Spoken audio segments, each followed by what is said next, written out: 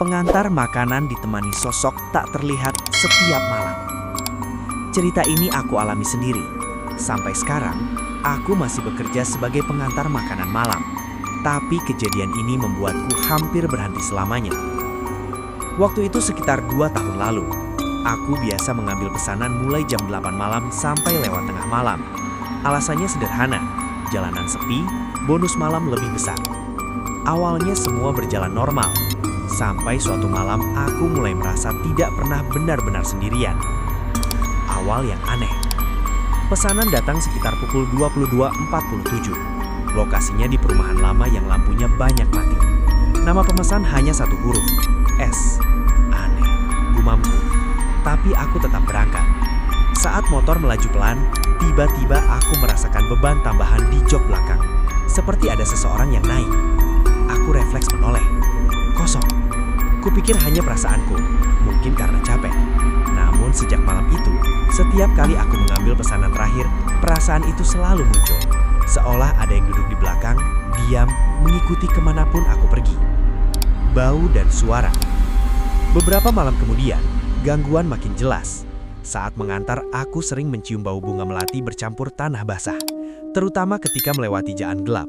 Kadang terdengar suara nafas pelan tepat di telinga kiriku. Mas, jangan ngebut. Suara itu lembut, perempuan, sangat dekat. Tanganku gemetar di stang.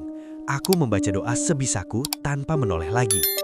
Yang paling aneh, motor selalu terasa lebih berat setiap kali suara itu muncul, dan langsung ringan kembali ketika aku sampai di rumah pelanggan. Pesanan yang tidak pernah ada. Puncaknya terjadi pada malam Jumat.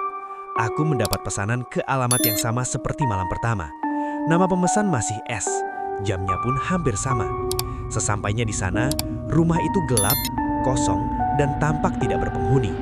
Pagar berkarat, halaman dipenuhi rumput liar. Aku mengetuk, tidak ada jawaban. Aplikasi tiba-tiba menyatakan pesanan selesai, padahal aku belum mengonfirmasi apapun. Saat aku berbalik ke motor, beban di jok belakang terasa paling berat yang pernah aku rasakan. Lalu terdengar bisikan jelas di telingaku. Terima kasih, sudah mengantar aku pulang. Aku lari, motor hampir jatuh saat di starter. Fakta yang menghantui. Keesokan harinya, aku menceritakan kejadian itu pada penjaga warung dekat rumah tersebut. Wajahnya langsung berubah. Rumah itu kosong sejak setahun lalu, katanya pelan. Pemiliknya perempuan muda, meninggal kecelakaan waktu pulang kerja malam. Katanya dia pengantar makanan juga. Kakiku lemas. Nama perempuan itu Sinta. Sejak saat itu, aku tidak pernah lagi mengambil pesanan lewat jam 11 malam. Kadang saat pulang terlalu larut, aku masih merasakan motor sedikit berat, hanya sebentar. Seperti ada yang ikut menumpang, lalu turun sebelum sampai rumah. Aku tidak tahu apakah dia masih mengikuti. Tapi satu hal yang pasti, setiap kali mencium bau melati di jalan gelap, aku langsung mempercepat laju motor dan membaca doa tanpa menoleh ke belakang. Karena aku tahu, tidak semua penumpang bisa terlihat.